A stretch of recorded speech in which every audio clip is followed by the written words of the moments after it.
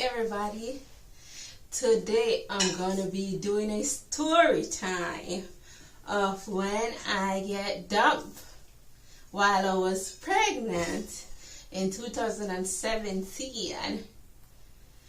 So in 2017 I got pregnant with my son Josiah. He's my last son. And when I got pregnant with him, I was very surprised because it only take one time, and it was my birthday. It was my birthday. I know when exactly it happened. It was on my birthday, and you know it's your birthday. And during those time, I was out in the world, so you know about the birthday sex. So yes, birthday sex kind of thing, and then I end up pregnant with him. I find out in July. Because, you know, the end of July, I was like, oh, Lord, why is my period not coming? So I was ignoring it and like, no, I'm not pregnant. I would have just pregnant that easy.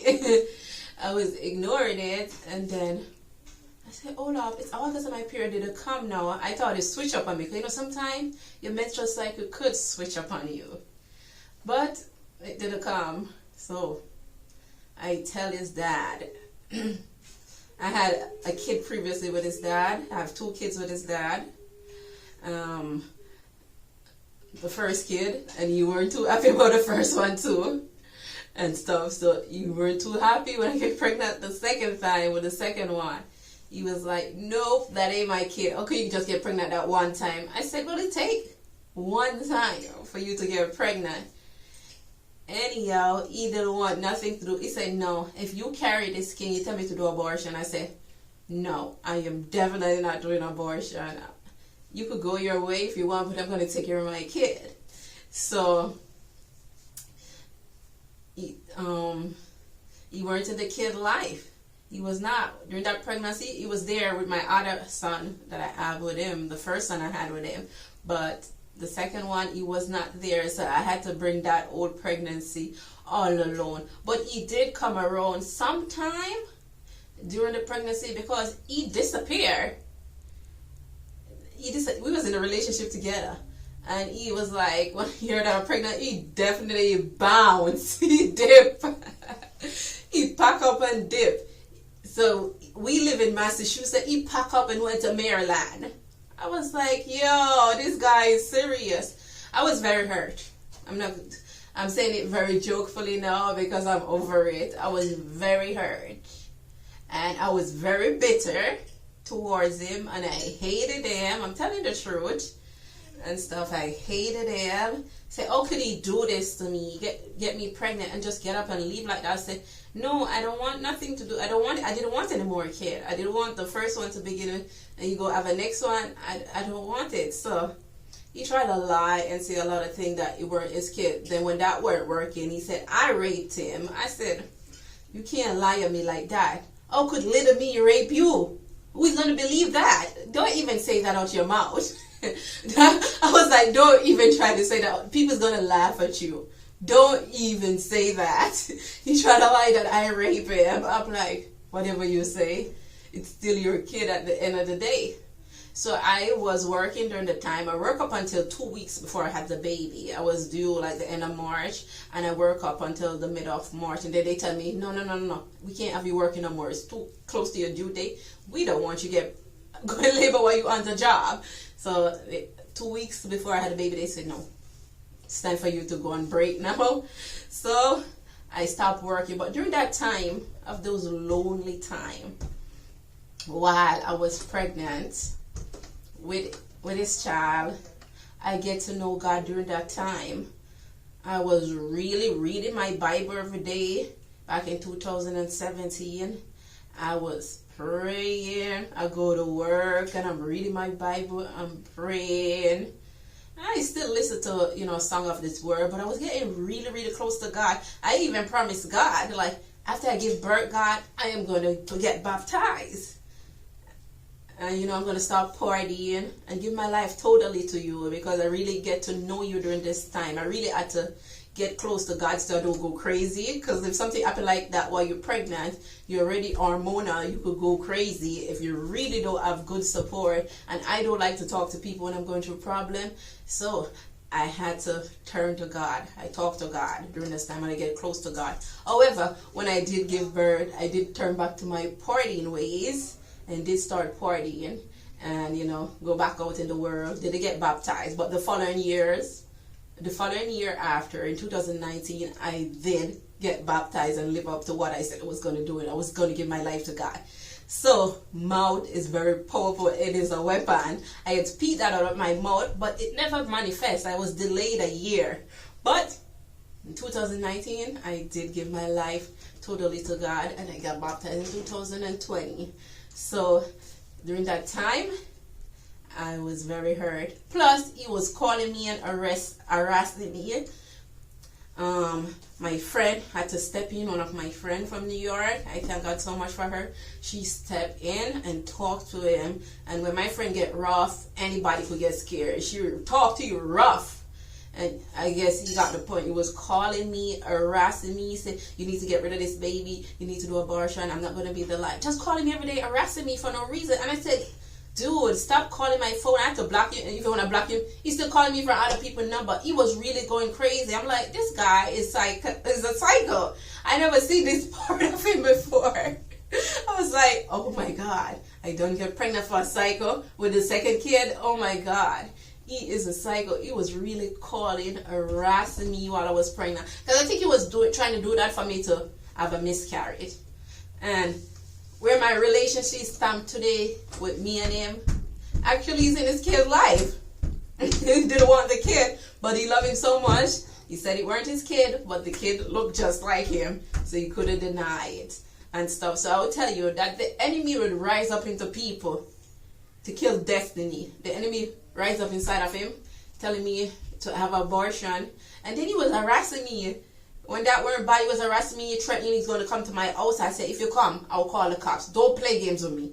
Do not play games with me like that. It was like a lot of drama when I was pregnant. That's why I had to turn to God. I was like, you know what? I have to turn to you, God, because I know that man could have solved this issue. This man is crazy. You have to do something about it, God. I don't know what is going on with this guy. Why does he go crazy? And he threatened to kill himself when I would have abortion. So I said, go ahead. It's easier for you to kill yourself. Go ahead. I'm joking now, but at the time I did say that because I was like, I think it's easier for you to kill yourself than me killing the baby. You go ahead. Take one for the team. I'm joking. I really said that at the time, but forgive me, Lord.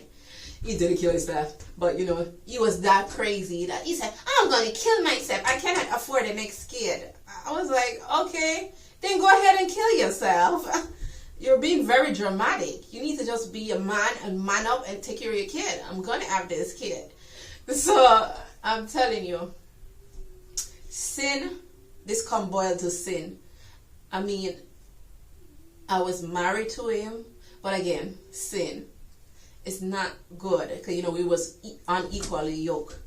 So sin is not good. When you out there in sin, a lot of pregnant people lose their life like that. You get pregnant and the guy didn't want a kid, I know both of you had sex and get pregnant. Sin is very bad.